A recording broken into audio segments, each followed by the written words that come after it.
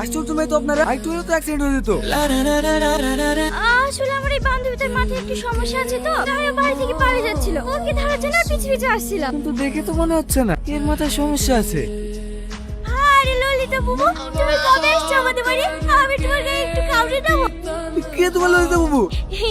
এনে তুমি কি জানা বলছি, পারেন ওকে? আমি ললিতা বুবুকে কামলাবো। কি পাগল ছাগলের গ্রাম রে ভাই। মেয়েটা কিন্তু বেশ মায়াবী বল। কোন মেয়েটা? তোকে যে কামড়াবো বললো ওই মেয়েটা। গাড়ি তো তাড়াতাড়ি। আসেন ভাই আসে, রাস্তায় আসতে কোনো সমস্যা হয়নি তো? না না ভাই, কোনো সমস্যা হয়নি।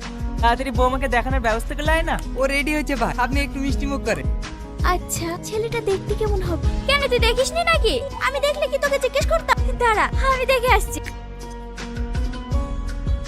কি রে, কি হইছে? তুই যাদের সামনে পাগলের অভিনয় করলি নি, ওরাই তোকে দেখতে এসেছে। এখন কি করব? আমি কি করে বলবো? তুই থাক, আমি বাড়ি যাই। তোর জন্য তো আমি পাগল সেজলাম। তুই আমাকে এখন একা রেখে বাড়ি চলে যাবি? তুই একটা কর না প্লিজ। মাহি, মায়াকে লিয়ে আয় মা। আসসালামু আলাইকুম। ওয়ালাইকুম আসসালাম। বসো মা। এত বড় করে ঘুমটা দিলে মুখটা দেখবি কি করি? ঘুমটাটা তুলো মা। ভাবি মনে হয় লজ্জা পাইছে। হ্যাঁ, আমি ঘুমটা তুলে দিছি। পাগলের অভিনয় করছিল। মাশাআল্লাহ ভাই, আপনার মেয়ে সত্যি অনেক সুন্দর। মেয়ে আমাদের খুব পছন্দ হয়েছে ভাই। তাহলে একটা শুভ দিন দেখি বিয়ের কাজটা সেরে ফেলাই ভালো। আপনি কি বলেন ভাই? আপনারা যা ভালো বুঝেন। তাহলে ভাই বাড়ি পৌঁছে আলোচনা করে বাকি কাজটা সেরে ফেলতে হবে। ঠিক আছে ভাই।